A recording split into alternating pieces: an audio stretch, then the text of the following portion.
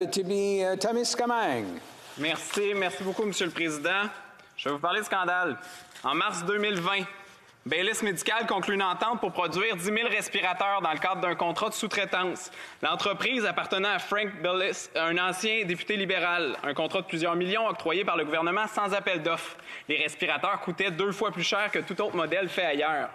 En juin 2020, Ottawa annonce que We Charity générera un nouveau programme de 900 millions destiné à aider les étudiants. La bourse offerte allait jusqu'à 5 000 $ en échange de bénévolat auprès d'un OSBL. La valeur du contrat présente alors était de 19,5 millions. Pourtant, les fonctionnaires, dans une note de service, avaient averti le gouvernement que l'organisme n'avait pas les capacités de livrer les services au Québec, alors que le Québec possède déjà un vaste et solide réseau d'organismes communautaires. Il est permis de croire que We Charity ne servait à peu de choses, sauf peut-être aux intérêts des libéraux. La femme du premier ministre a reçu plus de 25 000 $ de frais payés par l'organisation caritative Oui. Et la mère du premier ministre et le frère du premier ministre ont reçu respectivement 250 000 et 32 000 $, pour avoir pris la parole lors d'événements organisés par Oui en 2016 et 2020. Le 22 juillet 2020, le ministre des Finances indique que le comité qu'il a récemment remboursé à Oui 41 366 $ pour des dépenses engagées par Oui pour des voyages de sa famille effectués au Kenya et en Équateur en 2017. Le 17 août 2020, le ministre des Finances annonce sa démission. C'est alors que les drapeaux rouges se lèvent partout, dans les partis d'opposition, parmi les journalistes, parmi la population. C'est un véritable scandale. On demande un comité spécial. Le Bloc québécois, le Parti conservateur, était d'accord pour la création d'un comité spécial pour faire la lumière sur ces scandales des libéraux. Le mandat du comité aurait été, notamment, d'examiner et de réviser les faits et les gestes de We Charity, ainsi que l'acquisition, l'appropriation et l'achat de ventilateurs par Baylis Medical Company. Nous sommes le 28 janvier. Il n'y a toujours pas de comité et surtout pas de reddition de comptes. À la suite de la demande d'un comité spécial, les libéraux ont paniqué. Le gouvernement ne veut tellement pas faire la lumière sur le scandale We Charity qu'il est prêt à se faire tomber. Il fallait qu'on vote pour un comité spécial qui ferait la lumière sur cette question-là. Face à la grogne, les libéraux ont pris conscience de leur mauvaise situation. Bien sûr, quand le scandale a explosé dans le visage des libéraux, ils ont fait une proposition, la création d'un comité spécial dédié à l'étude des dépenses à la COVID-19. Nous sommes le 28 janvier, toujours rien, pas de comité, pas de reddition de comptes. La grogne n'arrête pas. Comme solution, les libéraux ont utilisé la prorogation pour éviter de faire face à la tempête. Nous sommes le 28 janvier, il n'y a toujours pas de comité, surtout pas de reddition de comptes. On a vu la fin de We Charity. Au mois de septembre, elle a annoncé la fin de ses activités au Canada, blâmant ses ennuis financiers liés à la COVID-19 et la controverse entourant les bourses étudiantes du bénévolat. Surprenamment, il fallait éliminer tout ce scandale de la surface de la Terre. Des documents censurés. Pour justifier l'absence du comité de la prorogation du Parlement, les libéraux disent avoir été transparents et remis des documents au comité d'opposition. Évidemment, ils étaient cavardés et censurés et on a assisté en comité à du filibustering systématique. Monsieur le Président, je nous ramène le 19 octobre, 14h42. À une question, le leader parlementaire a répondu « Monsieur le Président, hier soir, j'ai fait parvenir une motion à mes collègues des autres partis. Ce matin, j'ai envoyé une lettre concernant la création d'un comité qui aurait pour tâche d'étudier l'ensemble des dépenses effectuées par le gouvernement, car nous avons déployé de nombreux efforts pour être présents et soutenir les Canadiens. » Et jugeait ça d'une approche responsable. On en est ici aujourd'hui parce que le 20 novembre 2020, à 11h52, j'ai posé la question en faisant mention que le gouvernement bloque son propre comité pour étudier les dépenses liées à la COVID-19, que c'est un autre exemple flagrant de manque de transparence. Est-ce que le leader peut nous expliquer pourquoi il ne met pas en place son propre comité? Merci, M. le Président. L'honorable secrétaire parlementaire, le leader du gouvernement à la Chambre. Yes, thank you. Merci, Monsieur le Président. D'entrée de jeu, je vais être clair. Le gouvernement du Canada, en particulier le Premier ministre, depuis le début, ont été très transparents, responsables, et nous avons été là pour les Canadiens de manière très concrète. Nous les avons soutenus et c'est ce que nous continuerons de faire. Pendant le printemps 2020, les ministres et des représentants des ministères ont témoigné à maintes reprises au comité pour fournir des mises à jour aux députés à propos des programmes lancés, à propos du statut de ces programmes et de leur efficacité. Pour la première fois depuis de nombreuses années, même 30 ans si je ne me trompe pas, c'était la première fois que la Chambre s'est réunie aux fins d'imputabilité. Et la Chambre des communes a siégé cet été. Bon, on me dira que c'était un comité plénier, mais on était bien à la Chambre des communes. Et les députés d'opposition ont eu l'occasion de poser pas des centaines, mais des milliers de questions à propos du coronavirus et des questions auxquelles nous avons été très contentes de fournir des réponses. C'est ça la réalité.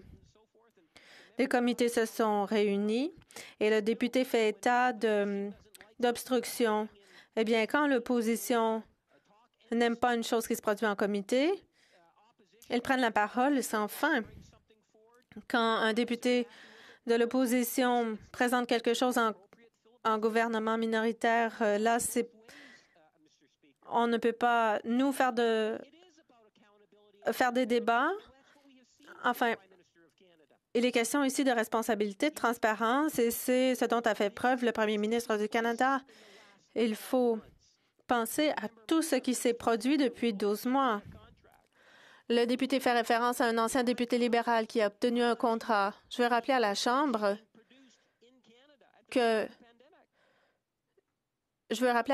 combien de pays étaient produits plutôt au Canada avant le début de la pandémie. Un très petit pourcentage, et grâce au gouvernement, grâce à l'entreprise privée et à l'appui fourni, eh bien, on a vu toute une transition qui s'est produite et de nombreux produits sont maintenant fabriqués ici même au Canada.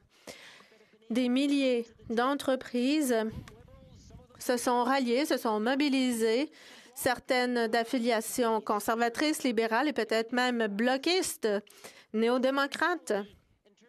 C'est la réalité. Voilà la situation dans laquelle on se retrouve. Les Canadiens se mobilisent partout au pays et tous et toutes ont reconnu qu'on a besoin de travailler en équipe pour vaincre le coronavirus. Et le gouvernement du Canada s'est assuré qu'il y ait transparence, imputabilité, et c'est pourquoi, pour la première fois en 30 ans, on a siégé en juillet et en août. Le premier ministre, le mercredi, répond à toutes les questions à la période des questions. Des jours désignés ont été accordés à l'opposition pour traiter de la pandémie et d'autres enjeux. Les partis d'opposition, parfois collectivement ou individuellement, se sont concentrés à faire du salissage, mais nous, le gouvernement, on s'est concentré sur être là pour les Canadiens pendant la pandémie pour veiller à soutenir les Canadiens 7 jours sur 7, 24 heures sur 24. Merci. Merci, Monsieur le Président. La COVID a le dos large et la gestion de la COVID également. Je pense que les libéraux ont quand même ont reconnu leur culpabilité par la démission du ministre des Finances, le filibustering en comité, la prorogation. Ce sont des gestes violents, dangereux, antidémocratiques. Un comité spécial anticorruption, c'est la proposition du leader parlementaire. À 14h44, le 19 octobre, Monsieur le Président, si les conservateurs souhaitent la création d'un comité où ils peuvent poser toutes les questions ce qu'ils désirent, nous avons une solution pour eux. J'ai envoyé une note à leur leader parlementaire hier soir, ainsi qu'une lettre plus détaillée. La création d'un comité pourrait nous permettre de travailler ensemble. En janvier, plus rien. Une menace d'élection. Encore une fois, on veut museler l'opposition. Moi, j'appelle ça de la dictature. Quand est-ce que ce comité va être enfin créé pour faire toute la lumière? Merci, Monsieur le Président. L'honorable secrétaire parlementaire, le leader du gouvernement à la Chambre. Yes, thank you. Merci, Monsieur le Président. Les seuls qui parlent d'élections à la Chambre des communes, ce sont les députés de l'opposition, les conservateurs, les députés du Bloc veulent constamment parler d'élections. Ils peuvent bien continuer s'ils le souhaitent, mais au final, le gouvernement, dirigé par le premier ministre, continueront de se concentrer sur la pandémie et à prendre les mesures nécessaires pour veiller à ce que nous ayons des vaccins Nous parlons depuis des semaines du premier trimestre et des 6 millions de doses que nous obtiendrons. Alors, si l'opposition veut continuer de parler d'élections, c'est leur choix. De notre côté, nous allons continuer de nous consacrer à ce qui est important pour les Canadiens. Et je peux dire aux députés de l'opposition que ce à quoi on va se consacrer, c'est le coronavirus, les vaccins. On va être là de manière bien concrète et nous nous sommes engagés à rebâtir en mieux. En tant que gouvernement, c'est ce que nous disons depuis des mois. Et c'est ce que nous